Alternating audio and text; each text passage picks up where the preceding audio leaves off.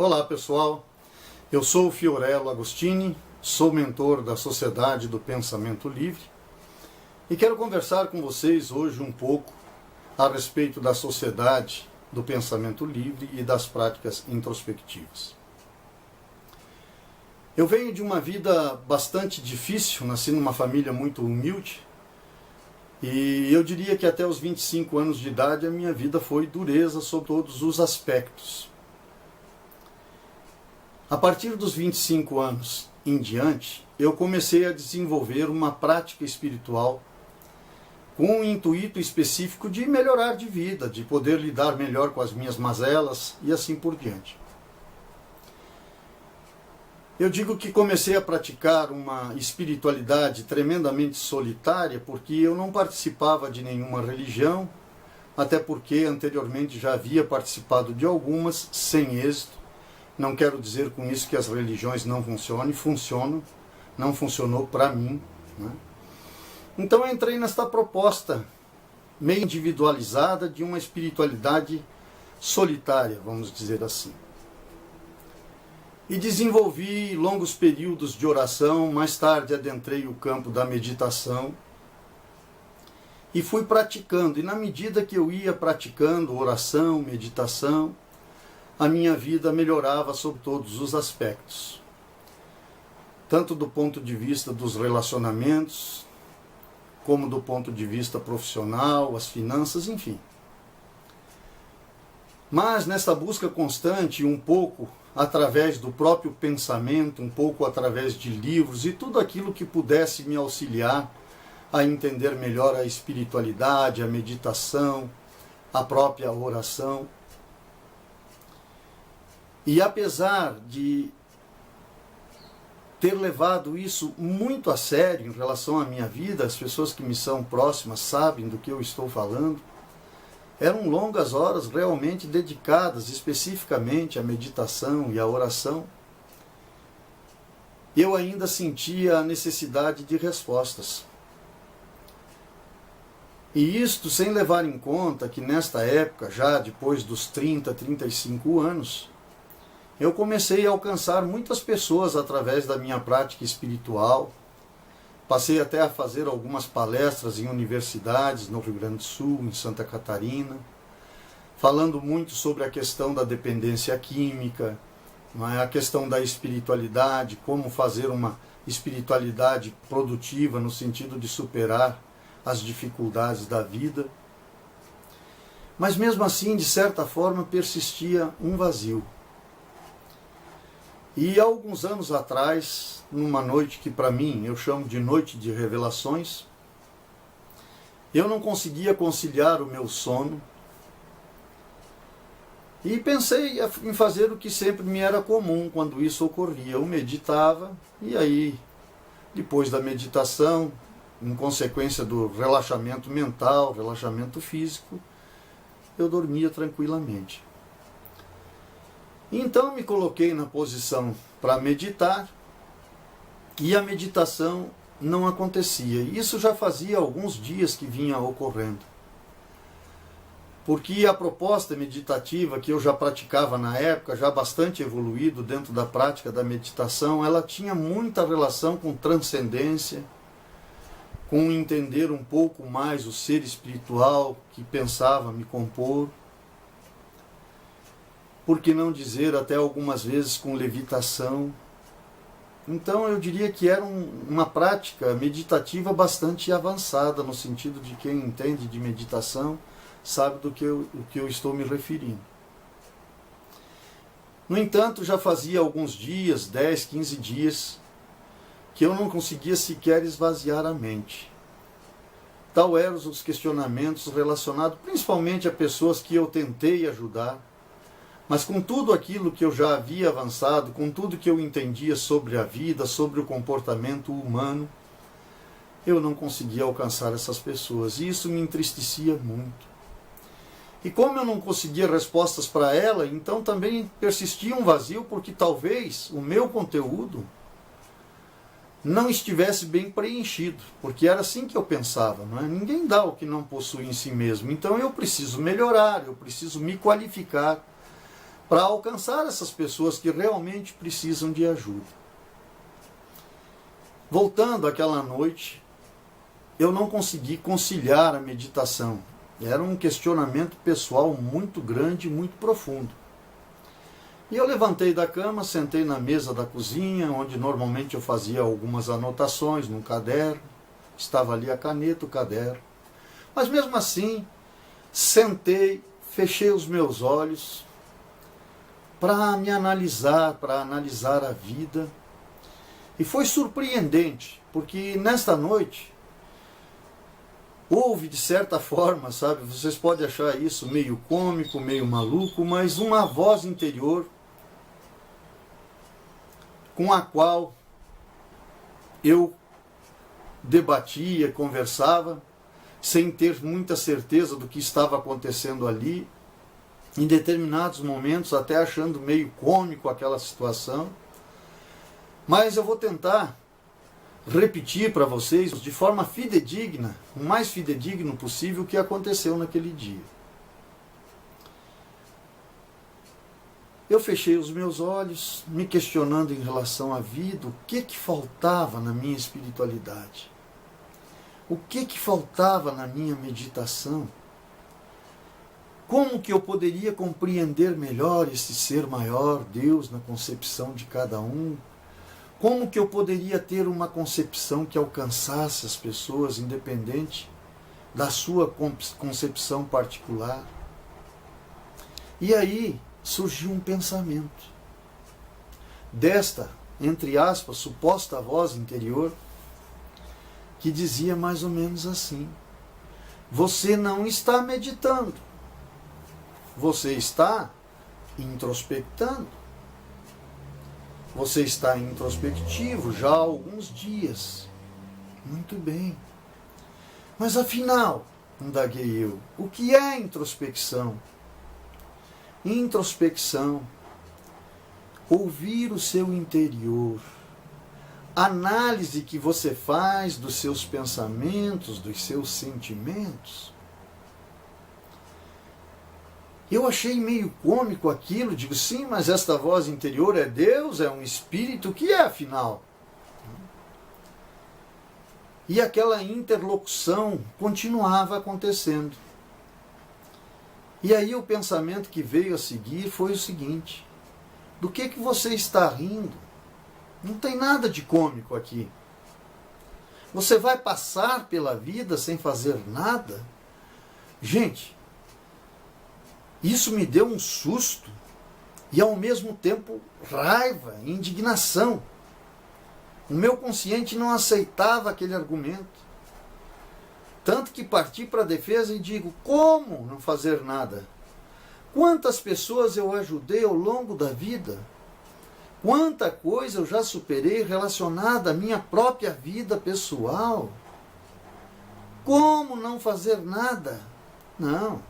Aquela voz interior vinha fortemente do inconsciente, quero crer, para o consciente.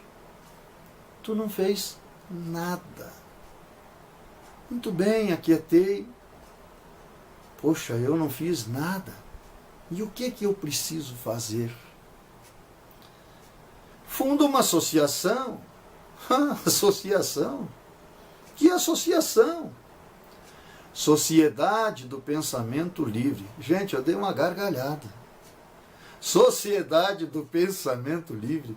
O que isso significa? Significa uma associação para alcançar pessoas de pensamentos antagônicos, para alcançar ateus, crentes, para alcançar as concepções mais variadas possíveis de um Deus. Muito bem, sociedade do pensamento livre. Mas como que eu vou fundamentar isto? De que maneira eu vou fundamentar isto? Ora, é simples. Escreve um livro, dizia essa interlocução. Novamente, eu dei uma gargalhada. Escrever um livro? Como escrever um livro? Eu sequer tenho estudo. Eu tenho 5º ano primário. Eu não estudei ao longo da minha vida pregressa foi muito tumultuada, de muita miséria, não me permitiu isto. Escreve um livro. Para que vocês tenham uma ideia, as pessoas que me são próximas, amigos de longa data, familiares, sabem que em nenhum momento da minha vida, mas em nenhum momento sequer, eu cogitei qualquer desejo relativo a escrever um livro. Isso nunca passou na minha mente racional e em nenhum momento na minha mente consciente, durante o longo da minha vida. E, no entanto, naquela noite, esse pensamento, esta voz interior, Deus ou Espírito, mais tarde eu entendi exatamente o que é essa voz interior e posteriormente vou explicar para vocês. Mas ela persistia e insistia na minha mente racional, no meu consciente. Escreve um livro. E novamente eu argumentava como escrevo um livro. Começa pelo índice. Eu não sou escritor. Leio bastante, é bem verdade, desde os primórdios da minha juventude. Mas não sou escritor. Mas digo a vocês, o primeiro livro da Sociedade do Pensamento Livre, eu acredito que nasceu às avessas, porque é um livro que, ao invés de começar pelo conteúdo, ele começa pelo índice. E aí eu digo, tudo bem, escrever um livro, começar pelo índice. Novamente aquietei, de olhos fechados. Eu já havia anotado no papel Sociedade do Pensamento Livre. E para minha surpresa, na medida que eu ficava com os olhos fechados, atento aos meus pensamentos, surgia. Capítulo 1, Introspecção. Capítulo 2, Introspecção partilhada. Capítulo 3, diferenças que distanciam e aproximam a oração, a meditação e a introspecção. Capítulo 4, o advento da Sociedade do Pensamento Livre. Capítulo 5, o pensamento livre e a Sociedade do Pensamento Livre. Capítulo 6, encontros formais e informais. Capítulo 7, como iniciar uma célula. Capítulo 8, mensagens de otimismo. E aí veio o capítulo 9, princípios que orientam a Sociedade do Pensamento Livre e seus sócios. E aí deu uma pausa no índice e já veio mentalmente os princípios. Princípio 1, de cunho pessoal, admissão de limites. Princípio 2, busca da superação dos limites. Princípio 3, tempo para o pensamento livre e introspectivo. Princípio 4, análise da transformação. E assim sucessivamente. Eu já anotei esses 9 capítulos, anotei os princípios, e é interessante que mesmo depois, consultando pessoas, buscando auxílio e fazendo pesquisas, nada disso se alterou. Foi assim do princípio ao fim, do primeiro ao 14º capítulo, não vou citar todos para não ficar muito longa a minha conversa com vocês, nem detalhadamente esses princípios, porque quero pelo menos dar uma ideia assim, muito próxima do que ocorreu de fato naquela noite. Pois bem, ali estavam lançados 14 capítulos de um suposto livro que precisava ser preenchido em cada capítulo. E no dia seguinte, o dia já estava quase amanhecendo, eu tinha tarefas relacionadas à minha profissão. Eu trabalho com lagos ornamentais e aquários de grande porte. E às 8 horas da manhã eu tinha clientes para atender, então comecei a arrumar as minhas coisas para me dirigir para o trabalho. Passei o dia pensando naquilo, gente. não tinha como separar aquilo dos meus pensamentos. Terminado o trabalho, procurei entrar em contato com amigos próximos. Eu acredito que devo ter contactado uns 30, não sei, não fiz anotação sobre isso. Mas em torno de 10 a 12 pessoas toparam fazer uma experiência relacionada à introspecção. Agora eu vou adentrar um pouco mais nesta questão da área introspectiva.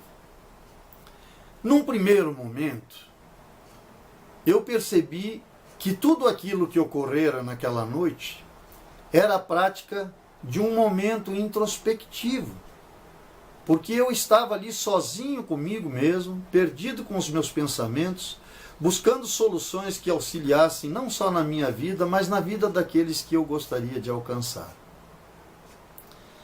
E eu resolvi dar um nome para isso. E eu chamei de introspecção disciplinada. E esta proposta de introspecção disciplinada foi a primeira inserida no contexto do livro Sociedade do Pensamento Livre e dentro da Sociedade do Pensamento Livre. Na época, eu não tinha consciência muito plena da sua complexidade. Porque digo a vocês, de todos os métodos introspectivos que percebemos mais tarde, a introspecção disciplinada é o mais difícil de todos.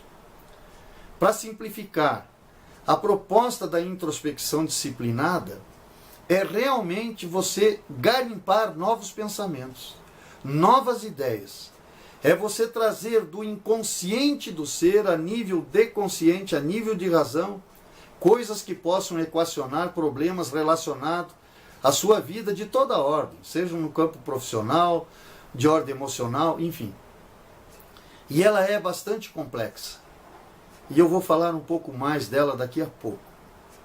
Bom, mas prosseguindo nesta questão, eu convidei esses amigos a uma prática introspectiva individualizada, mas para nós partilharmos depois coletivamente o que estava acontecendo com cada um que tinha se proposto a essa prática. Paralelamente, eu comecei a pesquisar a respeito e me surpreendi porque havia muito pouca coisa relacionada à introspecção. Então nós tivemos que nos valer, no primeiro momento, desse laboratório recém-formado, com pessoas de boa vontade. E nos colocamos nessa prática introspectiva. Mas a minha sugestão, dentro da prática disciplinada, é a seguinte: é fechar os olhos, como eu fiz aquele dia, que era essa experiência que eu tinha, né? Deixar que os pensamentos surjam de forma aleatória, porque a ideia não é meditar, não é esvaziar a mente, e prestar atenção na medida que os pensamentos vão aflorando a mente. Então, num primeiro momento, nós percebemos que isto foi tremendamente confuso. As pessoas tiveram muita dificuldade relacionada à introspecção disciplinada. Pois bem, vamos evoluir na questão. Vamos pensar melhor, vamos aprofundar e ver aonde nós podemos chegar de fato. E foi o que nós fizemos. Como eu já tinha, na verdade, praticado a introspecção sem ter consciência dela, mas ao longo da minha vida, porque cada momento que eu me questionava em optar por esse ou aquela prática, fosse meditativa, fosse religiosa, sempre antecedeu uma análise pessoal, até relacionada às minhas posições, né? A minha tomada de decisão posterior, ela sempre foi antecedida por uma prática introspectiva, só que eu não tinha consciência disso. E aí eu me percebi bem conhecedor já da introspecção, de certa forma. E eu servi como um paralelo, vamos dizer assim, de guia às demais pessoas que se colocaram dentro daquela proposta. E então, de certa forma, eu já tinha mais consciência do processo introspectivo, da introspecção disciplinada, até porque, em decorrência do próprio livro, que já estava ali com os capítulos prontos, eu me enfronhei no preenchimento dos capítulos. E eu precisava de conteúdo. E uma coisa surgia muito clara no momento introspectivo. Me lembro que quando estava escrevendo o capítulo 1, eu quis me preocupar demais com o capítulo 14, que dizia o seguinte: o ser humano, a ciência, a religião e a filosofia. Rapaz, como isso me incomodava, dizia, como é que eu vou preencher esse 14º capítulo? É extremamente complexo. E aí eu ficava introspectivo, e a introspecção, amiga como é do ser humano, simplesmente trazia à minha mente: calma, você não está no capítulo 14º, você está no capítulo 1. Quando você chegar lá, terá conteúdo suficiente para preenchê-lo. E isso de fato ocorreu. Enquanto isso, quando nós fazíamos encontros com estas pessoas que se dispuseram a ser esse laboratório, nós começamos a partilhar então a prática introspectiva. E aí eu comecei a entender por que o enunciado do capítulo 2, introspecção partilhada. Porque é tremendamente importante a partilha dessa experiência, porque ela começa a nos dar um norte mais assertivo. E aí o que eu ouvia dessas pessoas que estavam se colocando nessa disposição da prática introspectiva? Alguns diziam o seguinte, aliás era o comentário mais comum: olha, eu não consigo, cara, conciliar pensamento nenhum. Eu fecho os olhos e a minha mente é uma bagunça. Ela vai da casa para o trabalho, do filho para a mulher, da mulher. Sabe, cara, eu não consigo coordenar os meus pensamentos. E isto quase era uma experiência quase da maioria daqueles que se propuseram. Outros tiveram uma experiência relacionada à retrospecção, ou seja, vislumbraram momentos lá do passado, da juventude, da meninice, traumas do passado, e trouxeram isto para o presente. Aí eu, levando meio que em banho-maria, porque a minha experiência ela já estava bem mais alicerçada, eu insistia com esses amigos: olha, por favor, persistam. Persistam e insistam.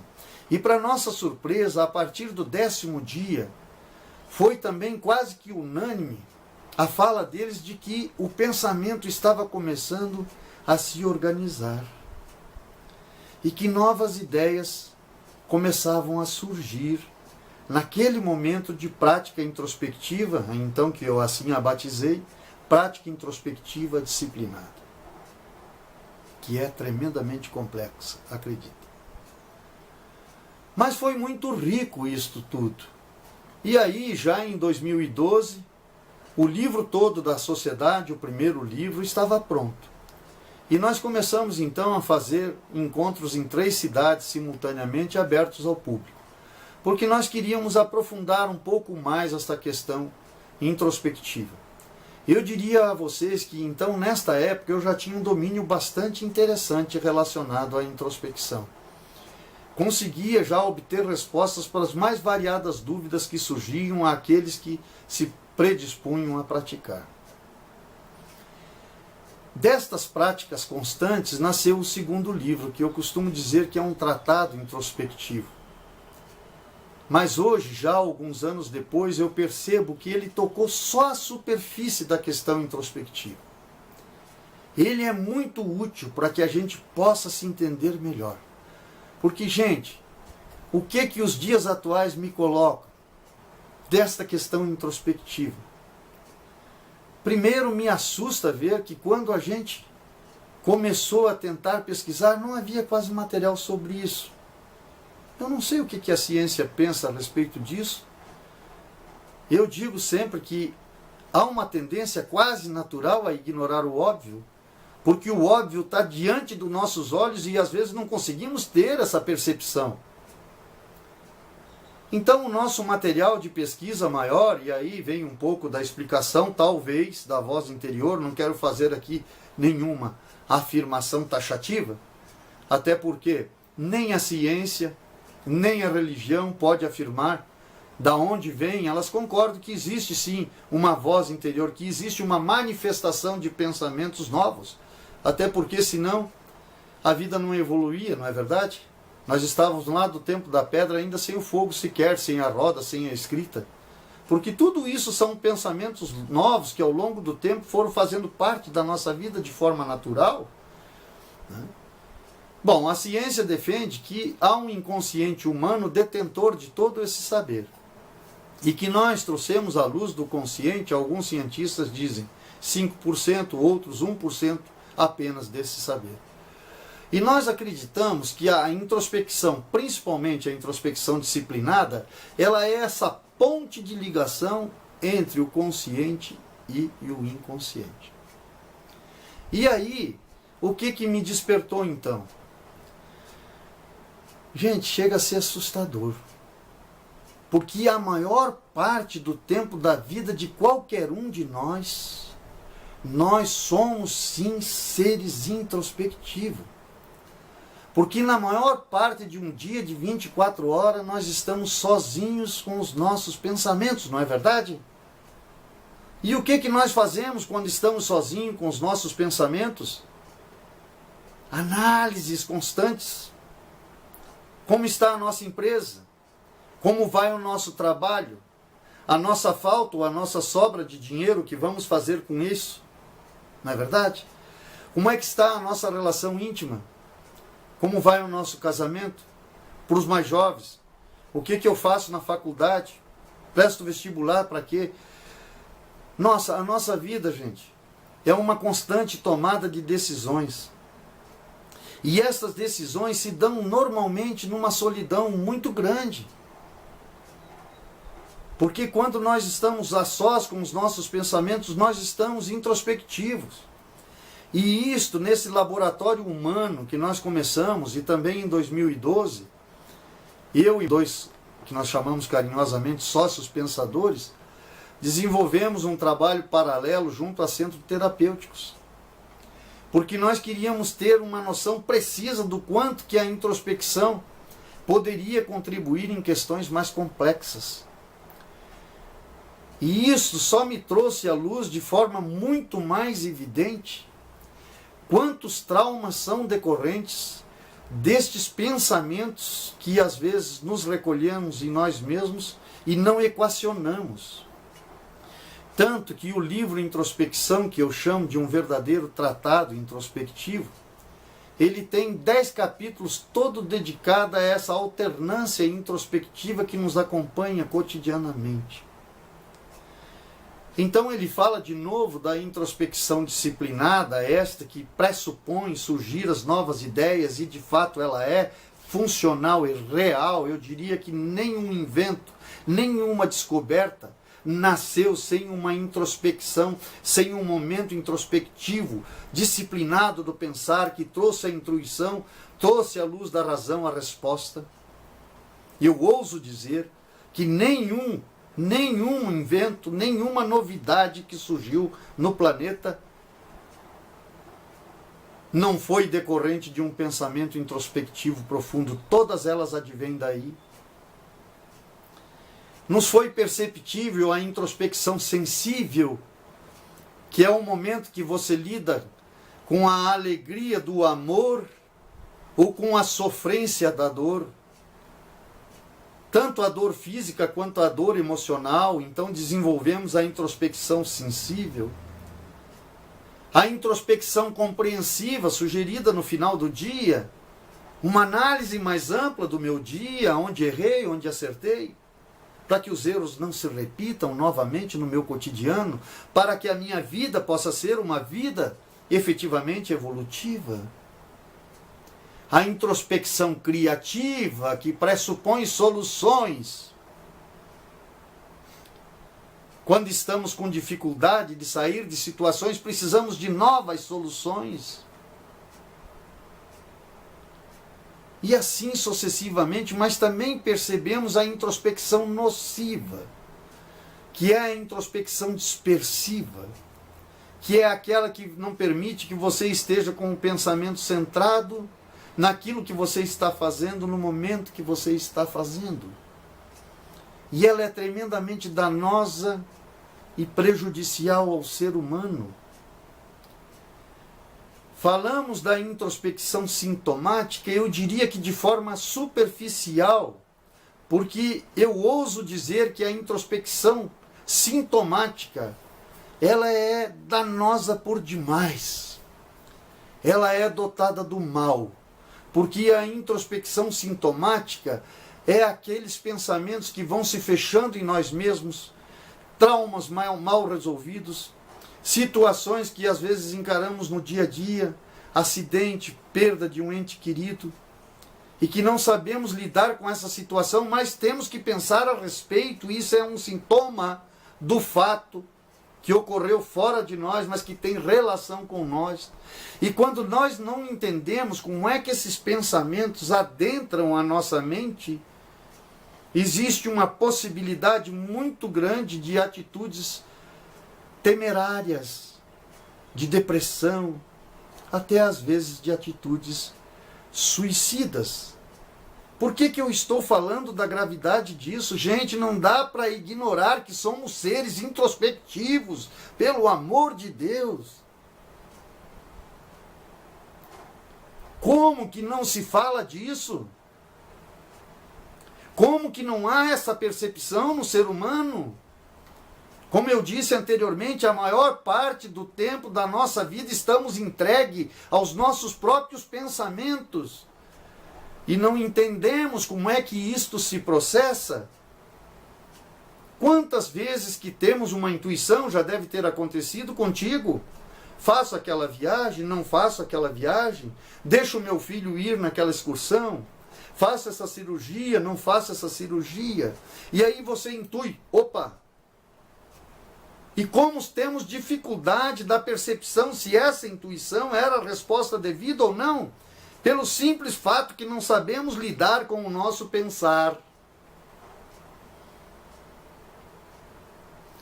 A introspecção, ela é parte de nós como os órgãos do nosso corpo. Ignorar a introspecção é ignorar a si mesmo, é ignorar o seu pensar, a sua metodologia do pensar. E aprender a introspectar adequadamente e entender essas manifestações introspectivas dos nossos momentos solitários é a proposta da sociedade do pensamento livre. Parece óbvio, não é verdade? Mas é aprender a pensar adequadamente. Para que a gente possa, efetivamente, tornar possível o que a sociedade do pensamento livre enuncia. Uma vida melhor. Eu não preciso falar aqui para vocês. Eu acho que cada um dos que estão me ouvindo deve ter um exemplo na família ou de amigos próximos. O que as atitudes impensadas causam no mundo, não é verdade? E em todos os sentidos, é na medicina, na engenharia, é no comando de uma nação. Pessoas incapazes de lidar com os seus próprios pensamentos, agindo de forma, às vezes, por que não dizer, que beira a loucura. E esta incapacidade desse primeiro momento introspectivo, por isso a introspecção disciplinada, ela é tremendamente difícil e complexa. Porque quando nós nos colocamos nessa disposição de pensar e de ficar só com os nossos pensamentos, talvez ocorra mesmo o que ocorreu com os primeiros sócios pensadores. Os pensamentos vão atirar por todo lado, porque isto é um reflexo da bagunça da nossa vida cotidiana. Então, se temos um problema físico, procuramos um médico. Correto? Se alguma dor nos acomete, procuramos um médico. Quando temos problemas de ordem emocional, procuramos um psiquiatra, um terapeuta, tudo certo.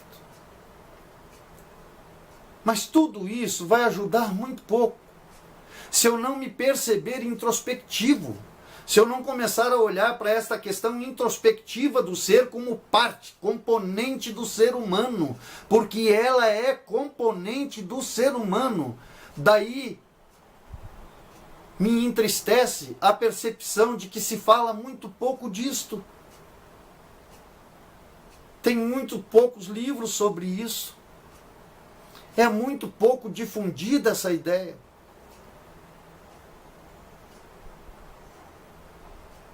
Então, gente, eu agradeço de coração se você ouviu essa mensagem até aqui. Mas eu te digo, cara, eu não sou presunçoso. Quem ganha com isso é você. Porque se perceber introspectivo é fantástico. E a partir do momento que nos percebemos introspectivos, nós vamos começar a pensar melhor sobre estas manifestações mentais, desses novos pensamentos que surgem, estas intuições. A proposta da Sociedade do Pensamento Livre, ao longo desses, agora mais de 10 anos, enfronhada no pensamento introspectivo, é exatamente dar respostas. E novamente parece presunçoso da minha parte, mas eu já não temo mais perguntas. Porque sou tremendamente disciplinado nesta minha questão, neste componente humano que faz parte de mim, que é ser um ser introspectivo. Sou tremendamente antenado nos meus pensamentos. E não sou só eu. Então, gente, nós mantivemos isso meio anônimo, como eu disse anteriormente. Em 2012 nós tornamos os nossos encontros abertos ao público. Em 2015 nós fechamos os encontros abertos e passamos a ter encontros só fechados. Porque batizamos de sócios pensadores aqueles que emergiram efetivamente na introspecção. E fizemos uma imersão de 4 anos para que a gente pudesse entender melhor estas manifestações introspectivas presentes no ser. Doravante, nós vamos estar falando mais sobre isso. Nós vamos difundir essa ideia, porque esperamos que este bem que ela tem feito já a tanta gente possa ser extensivo a você também. Muito obrigado e até uma próxima oportunidade.